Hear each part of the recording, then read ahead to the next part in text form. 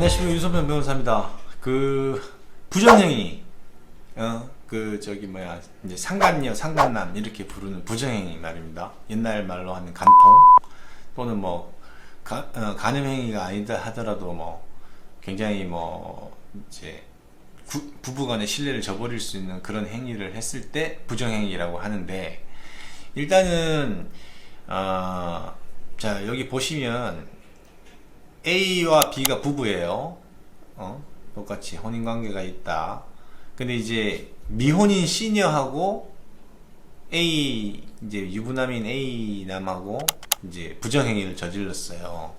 그러면 이제 또는 기혼인 C녀하고 그 부정행위를 저지를 수도 있지 않습니까? 그래서 유부남끼리 부정행위를 저지를 수도 있고, 유부남이 미혼인 여성 또는 총각이 유부녀인 여성하고 여러가지 경우의 수로 부정행위 저지를 수가 있는데, 일단은 그 상간녀나 상간남을 상대로 해서 그 불법행위에 기한 손해배상을 청구할 수 있거든요.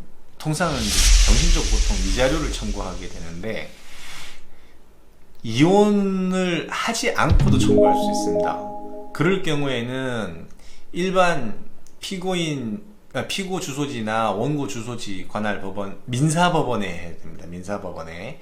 근데 이혼 소송을 하면서 상간자 상대로 해가지고 손해배상 청구를 할 경우에는 가정법원, 이혼 소송에 덧붙여서 병합해서 할 수 있으니까 가정법원에 소송을 청구할 수 있거든요. 별도로 하는 게 그때는 소송 경제적으로 불이익입니다. 왜냐하면 이혼 청구하면서 하나의 소송으로 다 해결할 수 있으니까.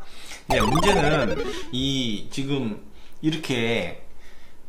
지금 보면은 첫 번째 같은 경우는 불법 행위자가 누구예요? 피해자가 누굽니까?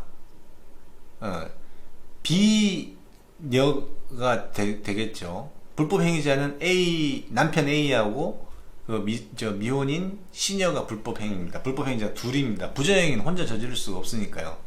그러면 그렇고, 그 다음에 이제 둘 다 부부인 경우에 이제 유부남, 유부녀 이렇게 부정행위를 저지른다 그러면, 자, 불법 행위자가 누굽니까? A하고 C가 불법 행위자인데, 피해자 B에 대해서는 불법 행위자가 A와 C가 되겠죠.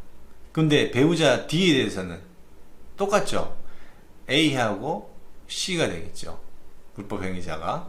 그러면은 이런 이제 법률상 혼인관계가 둘 다 있는 경우에 이제 부정행위가 일어나면 피해자가 둘이 되고 소송도 각자 알아서 할 수 있습니다.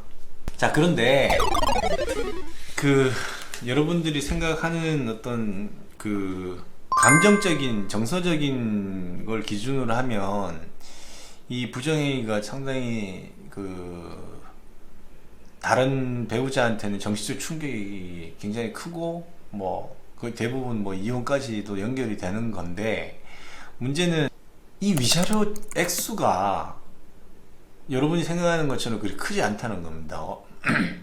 보통은 이제 전략적으로는 한 3천만 원 청구합니다. 통상 제 기준으로 하면. 근데 3천만 원 다 인정이 안 돼. 1,500만 원 또는 2천만 원 정도 인정이 되거든요. 보통 1,500 정도 인정이 되는데, 그건 또 만약에 이제 이 둘한테 B녀가 불법 행위자인 A씨 또 A씨를 이렇게 상대로 해서 둘 다 피고로 삼을 수도 있고, 그 다음에 이제 기분 나쁘니까 이제 남편 냅두고 이제 상간녀나 상간남한테만 소송을 청구할 수도 있거든요. 그런데 어쨌든 위자료 인정 액수가 그리 크지 않다라는 거를 아셨으면 좋겠고, 5천만 원, 1억 막 청구합니다. 그러면 나중에 1,500만 원 인정받고 이러면은 이제 정신적 충격이 또 와요. 왜냐면 소송 비용 물어야 되기 때문에. 그래서 위자료 액수가 달라질 수가 있는데, 주로 이제 혼인 기간과 가족 관계 이런 걸 보고요.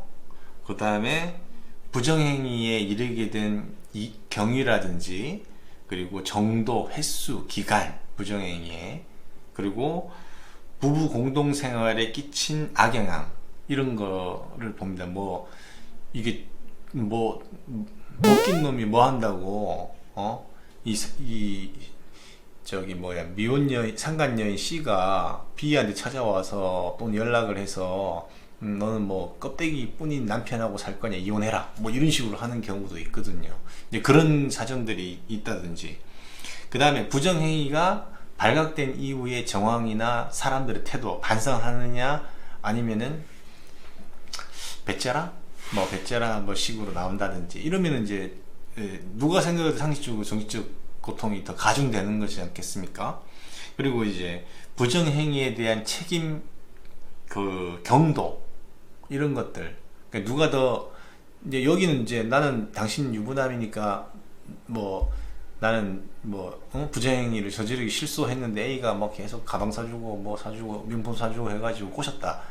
그렇게 되면 이제 그런 거 따라서 이제 위자료 액수가 달라지고, 이제 만약에 이제 위자료, 이제 B가 이제 A, B를 상대로 해가지고 소송을 했거나, 또는 B가 A, C만을 상대로 해서 소송을 했거나 했을 때 위자료에 인정되면, 이 사람들은 A하고 C하고 부정행위 당사자 사이에는 구상 문제가 있거든요.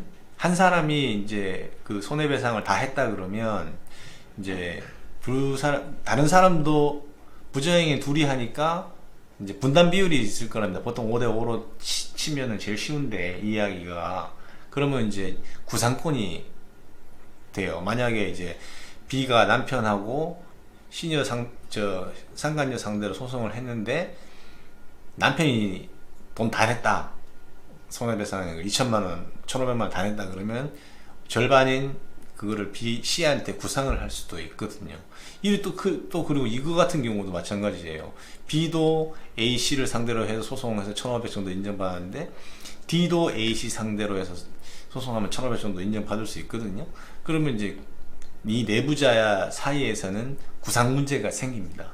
그래서 그러니까 지금 제가 이제 정리를 해보자면, 이제 부정행위자들을 상대로 하는 소송이 이혼 소송을 제기하지 않고도 할 수 있고, 그 다음에 상간자 둘 다를 상대로 할 수도 있고, 한 사람만 지목해서 할 수도 있고, 그리고 이혼 소송을 제기하게 되면 이혼 소송에 붙여서 병합해서 할 수도 있고, 대신에 이제 이혼을 하면서 소송하냐, 이혼하지 않고 소송하냐에 따라서 관할이 달라진다는 거죠. 법원 관할이 일반 민사부냐 가정법원이냐 이렇게 달라지는 거고, 그리고 손해배상 액수는 제가 설명드린 그 한 5가지 사유, 그거에 따라서 달라지니까 너무 많은 그 청구를 해서는 나중에 소송 비용 부담이 좀 커질 수가 있어요. 그러면 실질적으로 1,500 인정받았다 하더라도 소송 비용 부담하게 되면은 뭐 이게 1,100만원을 실질적으로 해소하는 금액들은 또 달라질 수가 있거든요.